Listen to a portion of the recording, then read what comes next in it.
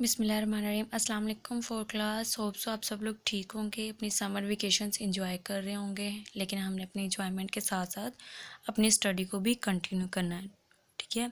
So open your books four class. तो आज हमने यूनिट नंबर 8 है, फोर्स टूल्स एंड मशीन, उसका टॉपिक ग्रेविटी एंड फ्रिक्शन को डिस्कस करना है, ठीक है। उसका लर्निंग ऑब्जेक्टिव क्या है कि व्हाट इज़ ग्रेविटी, ग्रेविटी क्या होती है, हाउ डज इट वर्क, वो कैसे काम कर रही होती है, व्हाट इज़ फ्रिक्शन और फ्रिक्शन क्या होती है। ये तीन चीज़ें हमने आज डिस्कस करनी है, ठीक है। So four class 57 page number open कर लें। टॉपिक है gravity. Gravity is the force that keep us on earth. Gravity एक ऐसी फोर्स है जो हमें ज़मीन के ऊपर रखती है। It is the force that make sure what goes up must come down. ये एक ऐसी फोर्स है जो मेक श्योर करती है कि आप जो भी चीज़ ऊपर गई है उसने नीचे आना है। If you jump into the air gravity make sure you come back down. कहता है कि अगर आप हवा में जंप कर देते हो तो ग्रेविटी जो है उसने मेक श्योर करना है कि आपने नीचे भी आना है, ठीक है। Gravity works because all objects try and pull other object toward them. Gravity तब काम कर रही थी क्योंकि जब सारे ऑब्जेक्ट जो हैं वो यही ट्राई कर रहे होते हैं कि वो एक दूसरे को अपनी तरफ अट्रैक्ट करें, ठीक है, पुल करते हैं एक दूसरे को। The strength of the force of gravity is not identical for every object. जो फोर्स ऑफ ग्रेविटी की स्ट्रेंथ है, जो पावर है, वो सारे ऑब्जेक्ट के लिए सेम नहीं होती। जो कुछ ऑब्जेक्ट जो होते हैं वो लार्जर होते हैं तो उसको पुल करने के लिए जो स्ट्रेंथ है वो भी ज़्यादा लगती है, ठीक है।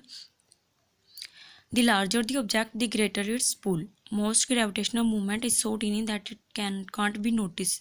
कुछ ग्रेविटेशनल मूवमेंट जो होती है वो इतनी थोड़ी होती है कि हम उन्हें नोटिस भी नहीं कर सकते।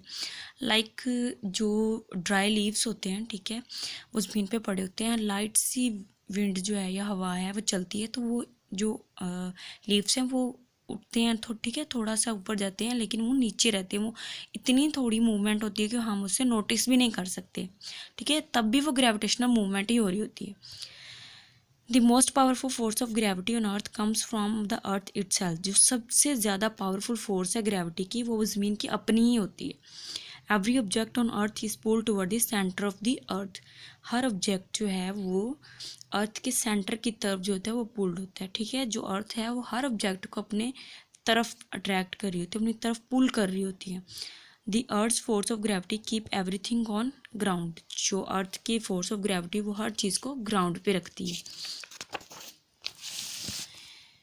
Even when objects are tossed into the air, they are pulled back down toward the centre of the अर्थ। हम जो भी ऑब्जेक्ट जो हैं उसको एयर में भेजते हैं या फेंकते हैं, उछालते हैं, ठीक है, उसने क्या करना होता है, उसने नीचे सेंटर ऑफ अर्थ की तरफ पुल होके आना ही होता है। This is gravity at work. इसी तरह जो ग्रेविटी है वो वर्क कर रही होती है। Although the force of gravity is different between subject, all object fall to earth at exactly the same speed. So if you stand on top of a building and drop a cricket ball and a tennis ball at exactly the same time, they will hit the ground together. कहता है force of gravity जो होती है वो different objects के जो है ना उसमें डिफरेंट होती है, ठीक है, लेकिन हर ऑब्जेक्ट जो होता है वो सेम स्पीड में जो है अर्थ की तरफ पुल हो रहा होता है, ठीक है। अगर कहते हैं कि आप एक बिल्डिंग की जो है वो टेरेस पे खड़े हो जाते हैं, वहाँ से आप एक क्रिकेट बॉल और एक टेनिस बॉल, दोनों बॉल में बहुत डिफरेंस है, ठीक है। क्रिकेट बॉल जो होती है वो थोड़ी बड़ी होती है और टेनिस बॉल जो होती है वो छोटी होती है, ठीक है। तो आप उन दोनों को सेम टाइम पे नीचे ज़मीन की तरफ फेंकते हो तो वो दोनों सेम टाइम पे आके ज़मीन पे हिट करेंगे, ठीक है। This would be the same with the fridge and a small stone. कहता है ये बिल्कुल ऐसे ही है कि अगर आप एक बड़ी सी फ्रिज और एक छोटा सा पत्थर दोनों को इकट्ठा ऊपर बिल्डिंग से नीचे फेंकेंगे तो वो दोनों सेम टाइम पे आके ज़मीन पे गिरेंगे, ठीक है।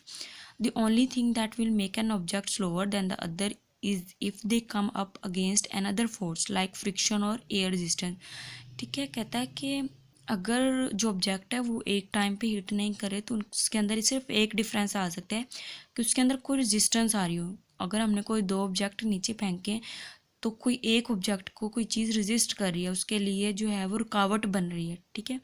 लाइक अगर हम एक स्टोन फेंक रहे हैं और हवा चल रही है, हम एक स्टोन और एक पेज जो है उसको फेंकते हैं तो जो स्टोन है वो बहुत स्पीडली नीचे आ जाएगा, लेकिन जो पेज है वो स्पीडली नहीं आएगा क्योंकि उसके लिए जो हवा है वो रेजिस्टेंस काज कर रही है, ठीक हो गया।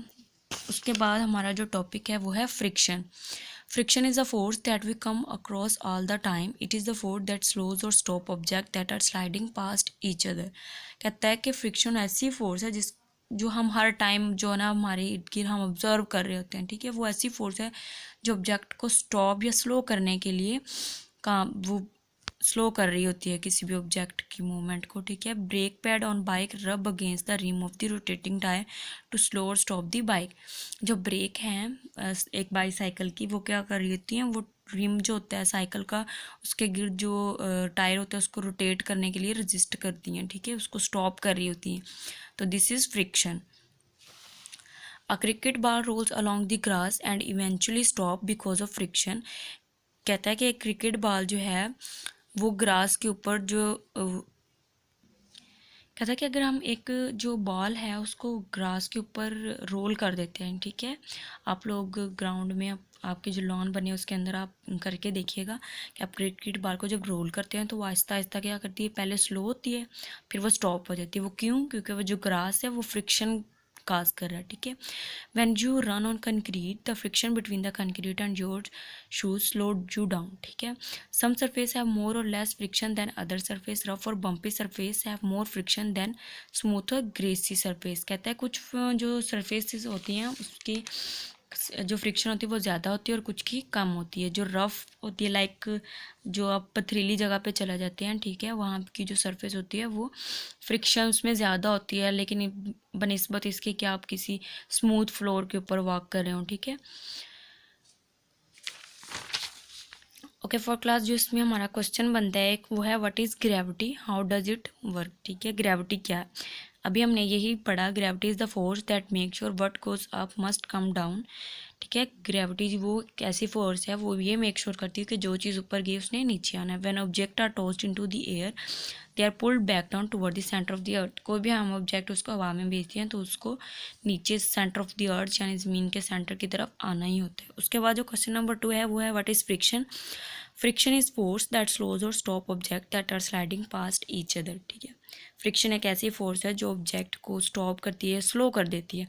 जो भी दो ऑब्जेक्ट हैं जो हैं वो आपस के जो बिल्कुल क्लोजली होते हैं उनके अंदर जो फ्रिक्शन है वो क्या करती है, या तो उनको स्लो कर देती है या बिल्कुल स्टॉप कर देती है, ठीक हो गया। उसके बाद जो आपकी असाइनमेंट है वो यही है कि आपने जो क्वेश्चन नंबर 1 और 2 है उसको लर्न भी करना और राइट भी करना, और यही आपकी डायरी भी है, ठीक हो गया। ओके, अल्लाह हाफिज़, गुड लक।